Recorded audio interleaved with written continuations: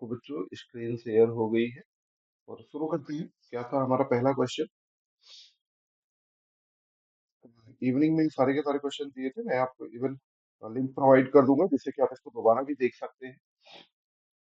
तो उसके लिए आपको मेहनत अपनी लगातार जारी रखनी है और अच्छे तरीके से मेहनत करते रहिए। आज के क्वेश्चन भी बहुत प्यारे मैंने दिए थे जिसका सोल्यूशन मैं आप लोगों को कल करवा दूंगा। ठीक है। तो ओनली बिफोर बिफोर आप लोगों को हमेशा क्वेश्चन मिलते हैं। बस आपका काम है जबरदस्त तरीके से मेहनत करना। चलिए, what is your first question? So your first question was, पहला क्वेश्चन आपसे कह रहा था the potential difference across is proportional to rate of change of current is. Potential difference is proportional to rate of change of current. किस पे होता है? फिर ये फॉर्मूला होता है V is equal to L D I by D T. ठीक है। V is equal to L D I by D T. मतलब आंसर हमारा क्या था? इंडक्टर था मेरा आंसर। मेरा आंसर यहाँ पर बच्चों क्या था? तो इंडक्टर वाज माय आंसर। अब अगर इसी पर करता current is directly proportional to DV by D, तो फिर मुझे क्या करना चाहिए था? फिर यहाँ पर आपको कैपेसिटर अप्लाई करना चाहिए था। यहाँ पर क्या अप्लाई होता? It was actually capacitor. ठीक है। फर्स्ट क्वेश्चन का आंसर आपको मैंने दे दी, सारे बच्चों का answer correct. Next, with reference to series resonance select true और फॉल्स। ठीक है। किसकी बातें हो रही थी बच्चों यहाँ पर? तो सीरीज रेजोनेंस की बातें हो रही थी। अबाउट द सीरीज रेजोनेंस की बातें यहाँ पर बच्चों हो रही है। कह रहा है कि resonant frequency is geometrical mean of two half frequency. Yes, resonant frequency is equal to geometrical mean of two half power frequency. बिल्कुल करेक्ट बात आपकी दी गई थी। ठीक है। पॉइंट ए आपका करेक्ट हो गया। और पॉइंट बी आपसे क्या कह रहा था कि at resonant frequency circuit behaves as a resistive circuit. Yes, it's also correct कि एट रेजोनेंट फ्रीक्वेंसी सर्किट में जो इम्पीडेंस की वैल्यू होती है वह रजिस्टिव होती है, मतलब प्योर रजिस्टिव होगा। सो यहाँ पर क्या आंसर मेरा करेक्ट हो जाएगा? Both are correct. ठीक है। यहाँ पर क्या रहेगा? Both are correct. ओके। किसी भी सर्किट में रेजोनेंस होने की कंडीशन है टू टाइप्स ऑफ एनर्जी होनी चाहिए। रेजोनेंस की शर्त आपकी बच्चों क्या थी? Two types of energy present होनी चाहिए हमेशा। Two types of energy present होनी चाहिए जिसमें कि रेजोनेंट कंडीशन होगी। And during the resonance condition source voltage and source current, source voltage and source current बच्चों कैसी रहेगी? फेज हुआ करता है। ये सेम फेज होता है। सीरीज रेजोनेंस पर ही वोल्टेज मैग्निफिकेशन की कंडीशन होती है। कौन सी कंडीशन होती है? वोल्टेज मैग्निफिकेशन की कंडीशन होती है। करंट मैग्निफिकेशन कहाँ पर होती है? पैरेलल रेजोनेंस पर करंट मैग्निफिकेशन होता है। पर पैरेलल रेजोनेंस पर करंट मैग्निफिकेशन की सिचुएशन होती है। तो बहुत और करेक्ट वन। काफी बच्चों ने अटेम्प्ट नहीं किया था जो करना चाहिए था। Which one of the is not a shunt type of fault. देखो, आपकी जो टाइप ऑफ फॉल्ट है, टाइप ऑफ फॉल्ट है, टाइप ऑफ फॉल्ट ये बच्चों दो प्रकार की होती है। ठीक है। कौन कौन सी? एक होती है सीरीज टाइप की। ठीक है। एक होती है सीरीज टाइप फॉल्ट और दूसरी होती है बच्चों संट टाइप फॉल्ट। दूसरी कौन सी है? Shunt type fault. Series type fault को आप लोग ओपन सर्किट फॉल्ट भी कह सकते हैं। सीरीज टाइप फॉल्ट पर क्या होगा? ओपन सर्किट आपका ज्यादा होगा। और शन टाइप पर बच्चों क्या होगा? शॉर्ट सर्किट होगा। शन टाइप फॉल्ट पर आपका बच्चों यहाँ पर क्या हुआ करता है? सर शॉर्ट सर्किट हुआ करता है। ओपन सर्किट फॉल्ट या सीरीज टाइप फॉल्ट जहां पर भी होगा वहां पर देखिए क्या क्या सिचुएशंस होगी। उस जगह पर वोल्टेज बढ़ेगा, करंट घटेगा एंड रिएक्टिव पावर की डिमांड कम होगी। जबकि सन टाइप फॉल्ट पर बच्चों क्या होगा? वोल्टेज डिक्रीज करेगा, current will increase, reactive power demand will be more, reactive power demand will be more. ठीक है। ये हो गया। अब सर सन टाइप फॉल्ट में कौन कौन सी आती है? सन टाइप फॉल्ट पर आती है बच्चों L G, L G, L L और थ्री फेज। ये सारी सन टाइप फॉल्ट है। जैसे कहा था कि इनमें से कौन सी सन टाइप फॉल्ट नहीं है? भाई साहब ओपन कंडक्टर फॉल्ट सन टाइप नहीं है। ठीक है। सीरीज में सब कौन सी आएगी? अरे ओपन कंडक्टर कितने भी करा दो, ओपन कंडक्टर आप कितने भी कराइए, single open conductor, two open conductor, three open conductor, all comes under series type fault. ठीक है। तो मैंने भी यहाँ पर आपका आंसर लगा दिया। नेक्स्ट है the effect of transmission line capacitor is ignored if it is. Effect of capacitance कहाँ पर इग्नोर किया जाता है? कल काफी बातें भी हुई थी। Effect of capacitance, effect of capacitance is ignored. ठीक है, effect of capacitance is ignored. कहां पर इग्नोर होता है बच्चों? सो शॉर्ट ट्रांसमिशन लाइन पर होता है। किस पे होता है? शॉर्ट ट्रांसमिशन लाइन पर होता है। साथ ही यहाँ पर जी भी निग्लेक्टेड होता है। She is also neglected, she is also neglected. यहाँ पर बच्चों क्या क्या निग्लेक्टेड रहेगा? आपका इधर पे बच्चों जी भी निग्लेक्टेड रहेगा। ठीक है जी, चलिए। और शॉर्ट ट्रांसमिशन लाइन पर सर और क्या क्या होता है? शॉर्ट ट्रांसमिशन लाइन पे सीरीज में इंपीडेंस बस शो करते हैं, जिसमें आर एंड एल की वैल्यू होगी। शॉर्ट टाइप ट्रांसमिशन लाइन पे लेंथ होती है 80 किलोमीटर से कम। इसमें आपका वोल्टेज जो होता है कोई 20 किलोमीटर तक, सॉरी 20 किलो वोल्ट तक हो सकता है। एफएल की वैल्यू होती है 0 से 4000 वोल्ट तक, sorry 0 to 4000 only. Next, 25 volt 800 watt bulb. एक बल्ब यहाँ पर है, एक बल्ब है, कितने वोल्ट का है? थोड़ा सा अपना माइक ऑन ऑफ रखिए ब्रजेश। 25 वोल्ट एंड 800 वॉट का बल्ब है। ठीक है। If V is equal to 10 volt, if V is equal to 10 volt, then कह रहा है कि यहाँ पर पावर कितनी होगी? देन यहाँ पर पावर बच्चों कितनी होगी? तो पहले वाले डेटा से जो डेटा आपके पास गिवन है वो क्या है? P is equal to V square by R apply कर लीजिए। ठीक है, so R becomes equal to 25 into 25 divided by 800. ठीक है, now what is the power? So P is equal to V square, so it is 10 into 10 divided by resistance की value रख दीजिए, it is 25 into 25 divided by 800. ठीक है, and your final answer will be 128 watt। ठीक है, final answer कितना हो जाएगा? 128 वॉट यहाँ पर आपका बच्चों आंसर हो जाएगा। ओके, 64 वॉट जिनका भी था उनका आंसर भाई साहब गलत था। Which of the following is not a desirable property of insulating material?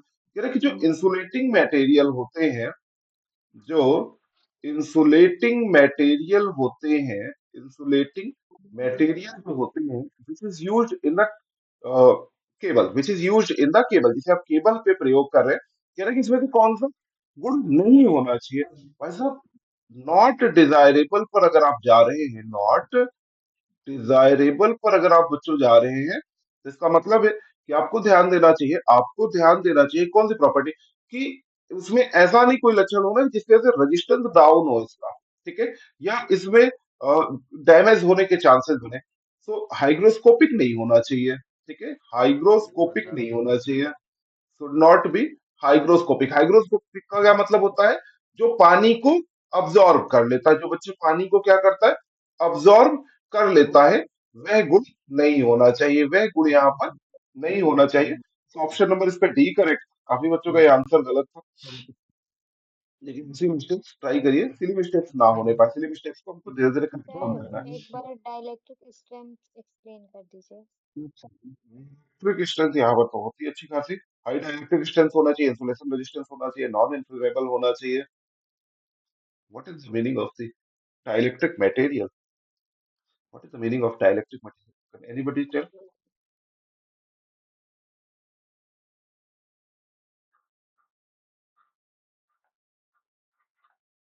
ये मत करना चाहेगा रेसिप्रोसिटी थ्योरम? कोई नहीं कर रहा, अच्छी बात है। सर तो ऐसी बात में गूगल मामा का यूज करो। लैरी पेज ने इतनी मेहनत की थी, ऐसे थोड़ी की थी कि तुम लोग गूगल पे सर्च भी ना करो। तो रेसिप्रोसिटी थ्योरम कहता है कि यहाँ response by excitation should be constant. ठीक है, रिस्पॉन्स बाई एक्साइटेशन का वैल्यू जो होना चाहिए वह कांस्टेंट होना चाहिए। रिस्पॉन्स बाय एक्साइटेशन का वैल्यू बच्चों क्या होना चाहिए? कांस्टेंट होना चाहिए after even changing the position of response and excitation. शर्तें क्या क्या थी? यहाँ पर सिंगल इंडिपेंडेंट सोर्स होना चाहिए। यहाँ पर बच्चों क्या होना चाहिए? सिंगल इंडिपेंडेंट सोर्स यहाँ पर आपके पास अवेलेबल होना चाहिए। दूसरी बात, यहाँ पर ये जो रेशियो जो आपने निकाला है ना, ये इसका मात्रक ओम होना चाहिए अथवा महो होना चाहिए। ठीक है, इफ यूनिट लेस हो जाएगा, अगर मैं इसको यूनिट लेस कह दूं तो reciprocity theorem will not apply, reciprocity theorem will not apply, be clear about that. What reciprocity theorem बताता क्या है? रेसिप्रोसिटी थ्योरम आपको बताता है कि बाई डायरेक्शनल प्रॉपर्टी के बारे में, ठीक है, बाई डायरेक्शनल प्रॉपर्टी के बारे में। और क्या बताता है सर? ये लीनियरिटी भी बता देगा, ठीक है, इसके लिए ये आपको हेल्पफुल होता है, ध्यान रखिएगा। रिस्पॉन्स बाई एक्साइटेशन कभी भी यूनिट लेस नहीं होना चाहिए। सिंगल सोर्स पे अप्लाई होगा, मोर देन सिंगल सोर्स पर अप्लाई नहीं होगा। दो सोर्स होंगे, अप्लाई नहीं होगी ये थ्योरम। डिपेंडेंट सोर्स होगी, नहीं अप्लाई होगी ये थ्योरम, ठीक है। फिर आपका फिर से रेसिप्रोसिटी थ्योरम का क्वेश्चन है। ये सब के सब पीवाई क्यू है। मैं डिफरेंट एग्जाम्स में खोजता हूँ आप लोग के लिए पीवाई क्यू। क्यों खोजता हूँ? कि भाई साहब मेरे बच्चे क्वेश्चन अटेम्प्ट करें, जाने कि दुनिया में कैसे कैसे प्रश्न पूछे गए थे, और इसी बार में जेई बन के मिठाई भेजे मुझे। Reciprocity theorem cannot be applied to circuit having non-linear element and multi-source, ठीक है, non-linear element होगा, तो reciprocity cannot be applied, ठीक है। तो ये आंसर्ड है आपका। नेक्स्ट 9 नंबर क्वेश्चन पे चलते हैं। If the frequency of supply in three core cable is doubled, charging current will be। अरे सर ये क्या बच्चों वाला प्रश्न कर दिया sir. Charging current is equal to होता है 2 pi F C into VPH, 2 pi F C into VPH, ठीक है। So I C two divided by I C one, frequency double हुई है ना, तो it is 2 F divided by F. तो I C to का वैल्यू मेरे दोस्त कितना हो गया? I C two is equal to 2 multiply by I C one, ठीक है। चार्जिंग करंट बच्चों यहाँ पर कितनी होगी? दोगुनी हो जाएगी, चार्जिंग करंट विल डबल। एक और फॉर्मूला पढ़ दो ना, what is the formula of the reactive power? Q is equal to 2 pi F C into VPH square, ठीक है, 2 pi F C into VPH square. अरे जब यहां तक पढ़ लियो तो tan डेल बता दो ना, which is called the dissipation factor, ठीक है। tan डेल की वैल्यू कितनी होगी मेरे भाई? बताए कोई, जल्दी से आंसर करिए, tan डेल कितना होगा?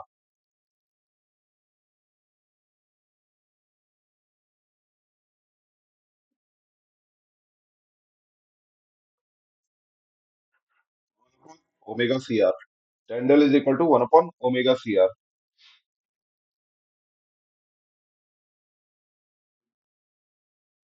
चलिए, ये सब आपको रिकॉर्डिंग आज से मिलने लग जाएगी।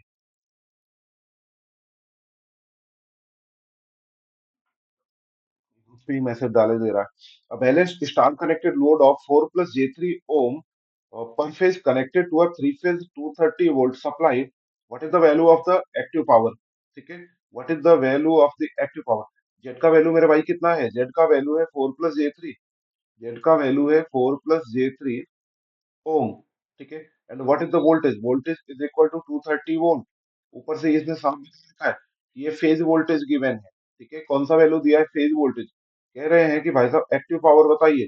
Active power P is equal to क्या होता है मेरे दोस्त? V I cos phi, V I cos phi. What is the voltage? Voltage is 230 and current is given by 230 divided by 4 और 3 का मॉड निकालेंगे। अगर आप यहाँ से मॉड जेट करेंगे तो कितनी हो जाएगी वैल्यू दोस्तों?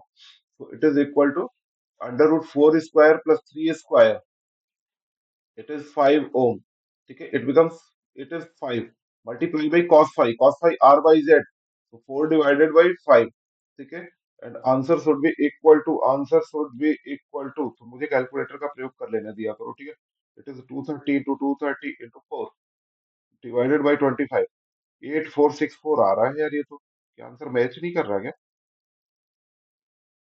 Find the value. नहीं, मेरा आंसर नहीं मैच कर रहा। एक बार इसको आप लोग चेक कर लेंगे, ठीक है। इसको चेक कर लीजिएगा कि मैंने कौन सा आंसर का रट्टा मार रखा। अब मैं नहीं मारा, टिक सर मार डाला। मल्टीप्लाई बाय 3 कर दीजिए। टोटल एक्टिव पावर पूछता है क्या थ्री फेज में? One second. Find the value of the active power, balance three phase load, three phase, okay. मैंने पर फेज की निकाल दी क्या पावर? चलो, ये अभिषेक ने बताया, तो इट इज मल्टीप्लाई बाई 3, तो इट इज 25.39 आएगा ना, 25.39 एंड द, आ तो गया यार। ओ माय गॉड, आ गया answer. It is 25.39 kilowatt. ओहो, बहुत बढ़िया, शुक्रिया। Next question. नेक्स्ट क्वेश्चन आपसे बच्चों कह रहा है कि y की वैल्यू आपको दी गई है, y is equal to 3 plus J4, 3 plus J4 mho, ठीक है, ये y की वैल्यू आपको गिवन है, कह रहा है कि what is the value of resistance of this circuit, what is the value of resistance of this circuit. अरे z इज इक्वल टू लिखो 1 upon y, z is equal to लिखिए 1 upon y, it is 1 upon 3 plus j4, ठीक है, multiply by 3 minus j4 divided by 3 minus j4, and answer will be equal to 3 divided by 25 and minus j 4 divided by 25। तो ये आपका बच्चे क्या बन गया, this is the resistance and this is the sorry reactance, this is the reactance. तो यहाँ पर R की वैल्यू कितनी आ जाएगी, R will be equal to 3 by 25 ohm, R is equal to 3 by 25 ohm, यहाँ पर करेक्ट आंसर होगा। अच्छा भाई साहब, बहुतों ने बदल दिया आंसर, बहुत होशियार हो तुम लोग, मैं सबके आंसर तुरंत ही चेक कर लेता हूँ। तो तुम लोग पार्टी बदलते हो ना, यहाँ कभी भाजपा कभी कांग्रेस कभी सपा कभी Baspa. Next, which of the following is not an advantage of cell type transformer over core type transformer? Cell type transformer का advantage नहीं है in comparison to the core type transformer। देखो ये तो जानबूझ करके मैं क्वेश्चन थोड़े थोड़े मिक्स करता रहता हूँ, आज भी जैसे मैंने पावर इलेक्ट्रॉनिक्स से कुछ क्वेश्चन रख दिए। सेल टाइप ट्रांसफॉर्मर, ठीक है, सेल टाइप ट्रांसफॉर्मर अगर आप बनाते हैं, सेल टाइप ट्रांसफॉर्मर अगर आप बच्चे यहाँ पर कंस्ट्रक्शन देखते हैं, तो कुछ जो बातें हैं वो हमको देखनी चाहिए थी।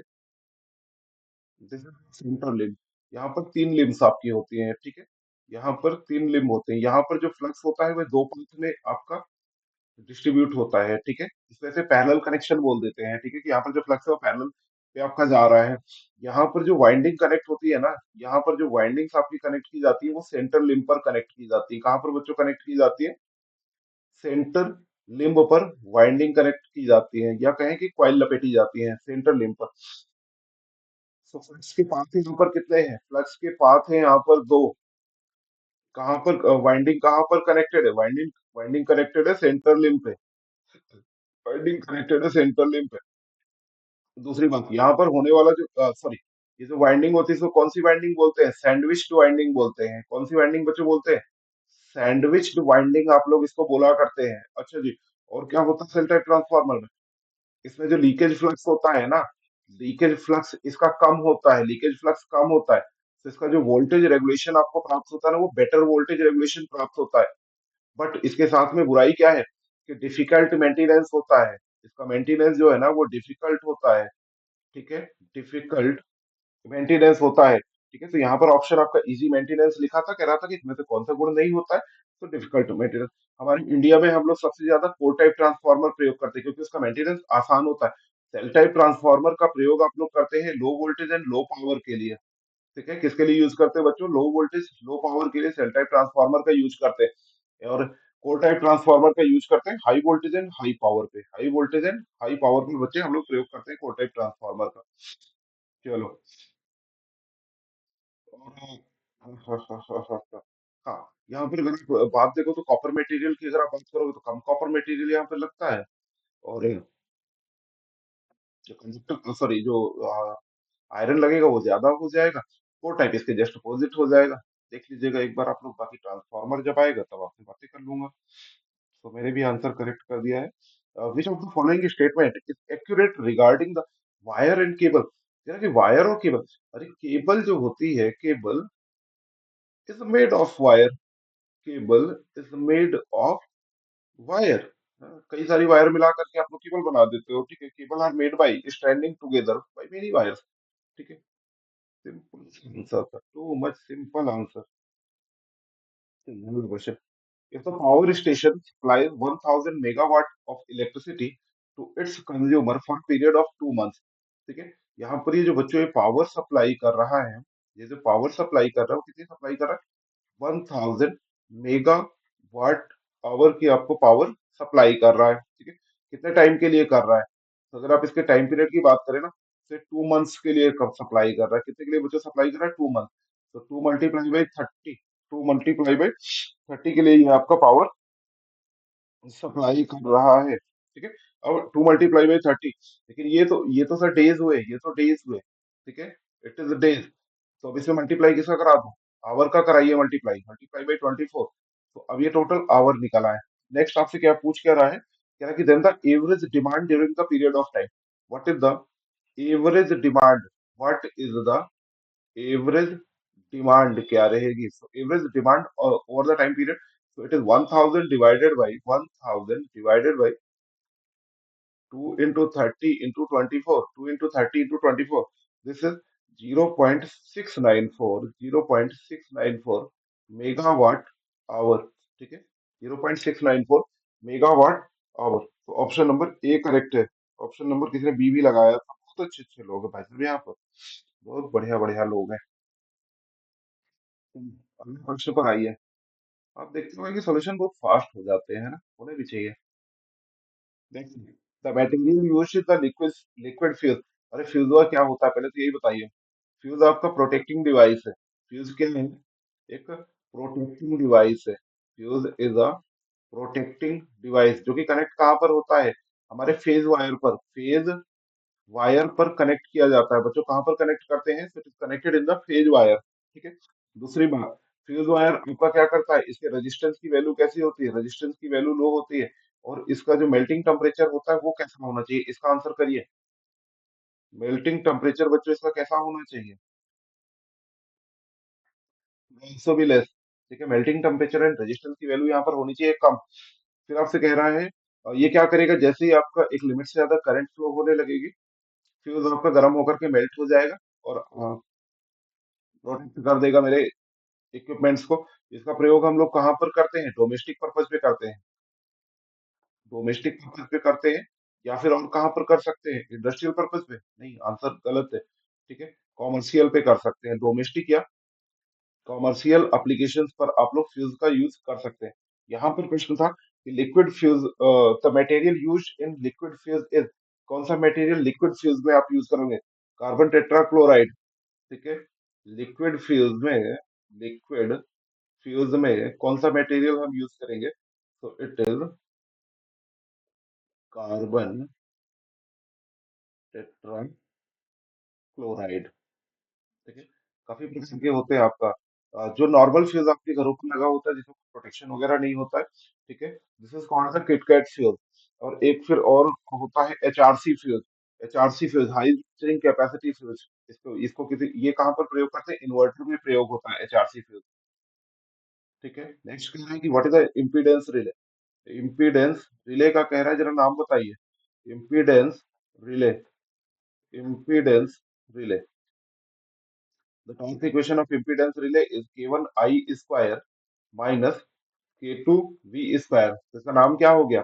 Voltage restrained over current relay.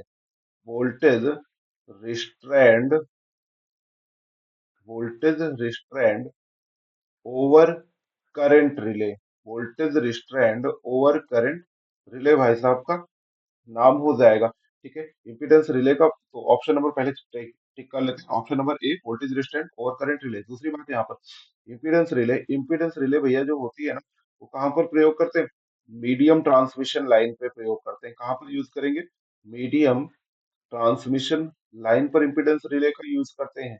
ठीक है, और इम्पीडेंस रिले के बारे में और क्या बात हम लोग कर सकते हैं कि इम्पीडेंस रिले की कैरेक्टरिस्टिक्स कैसी होती है, बताना अभिषेक।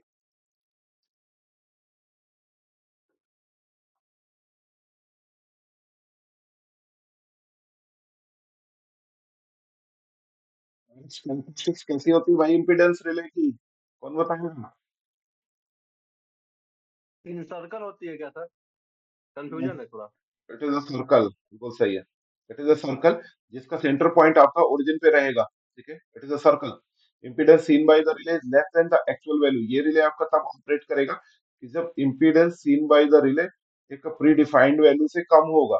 ठीक है, प्री डिफाइंड वैल्यू से कम होगा, तभी आपका यह रिले ऑपरेट करेगी। तभी आपका यह रिले बच्चे ऑपरेट करेगी।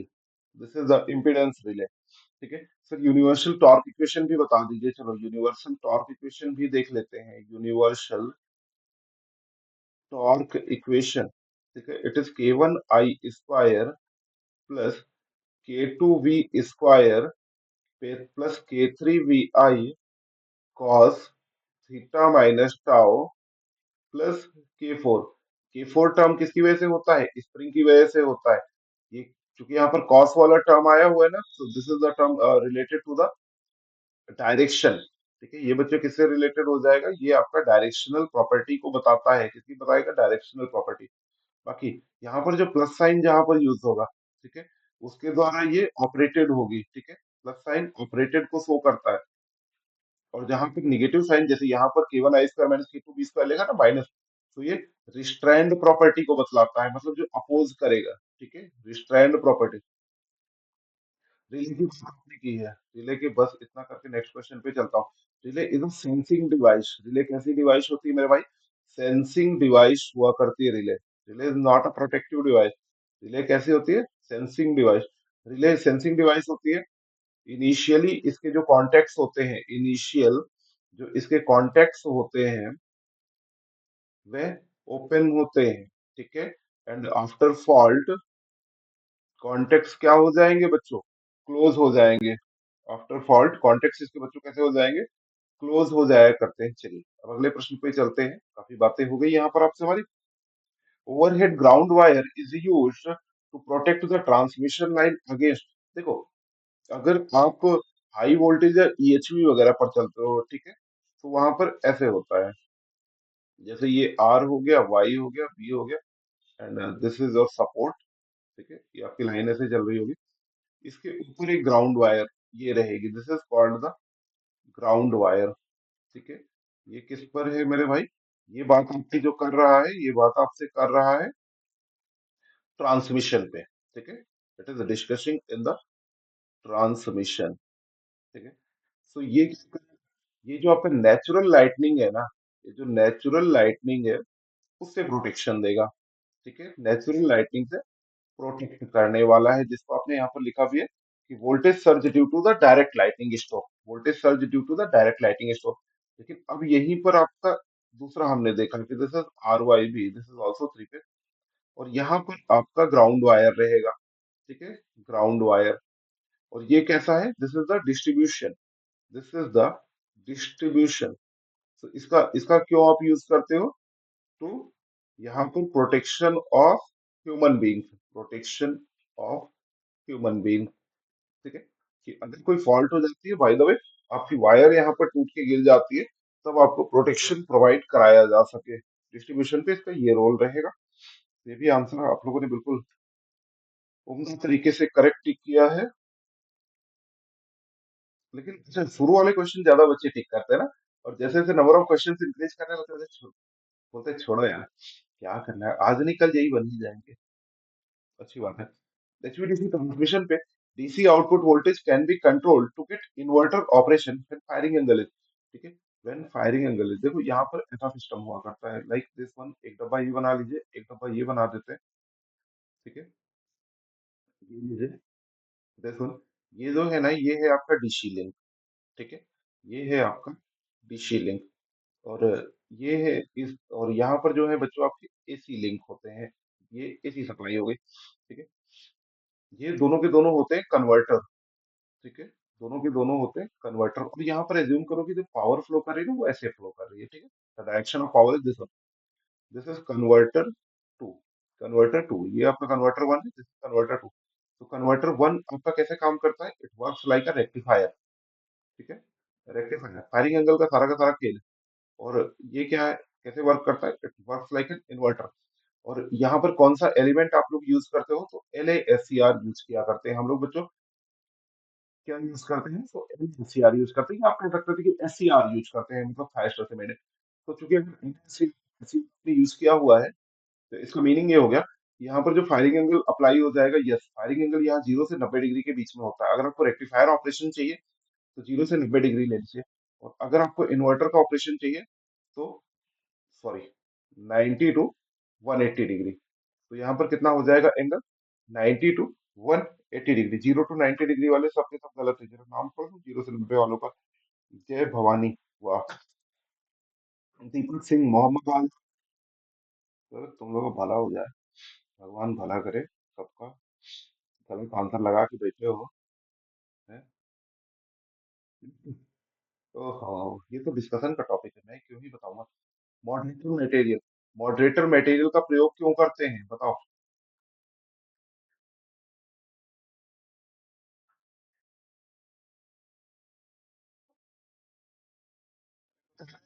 हाँ, मॉडरेटर का यूज कहाँ पर करते हो, क्यों करते हो?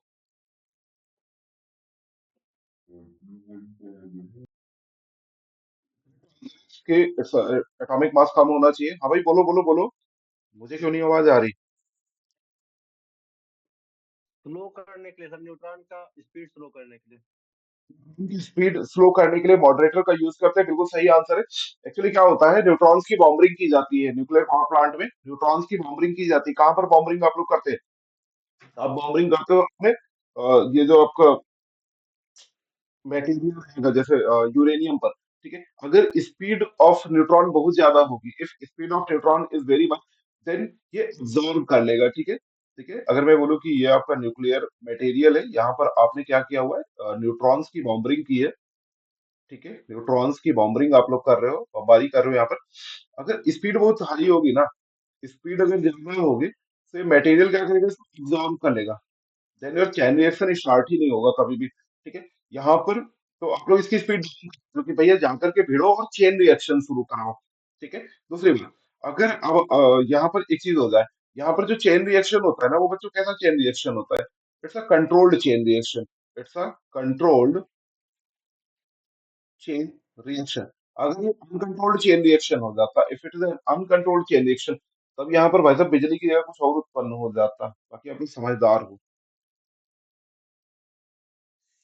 चलिए, चलो जल्दी से आ जाओ दौड़ते कूदते। Next, control rods are used in nuclear reactor, किस मटेरियल की बनी हुई है? बोरॉन की आपने बनाई हुई है। चलिए, तो यहाँ पर हम लोगों ने सारे के सारे अपने क्वेश्चंस कंप्लीट कर लिए। हम लोगों ने यहाँ पर आपके सारे के सारे क्वेश्चंस कंप्लीट कर लिए हैं, जितने भी कल मैंने दिए थे।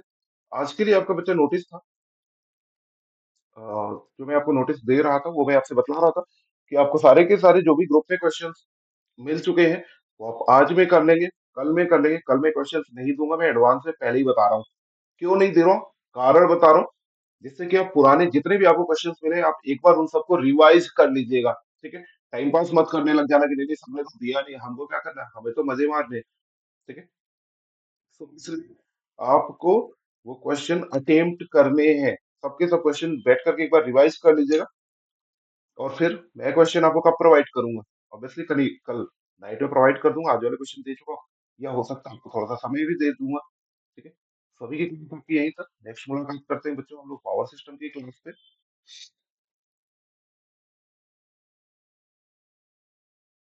सूरज ने तो बहुत कुछ आंसर कर दिया यार, सूरज ने काफी आंसर कर दिया। ठीक है, सभी की क्लास इतनी ही, मिलते हैं नेक्स्ट क्लास पे आपसे। थैंक यू, अपना ध्यान रखिए।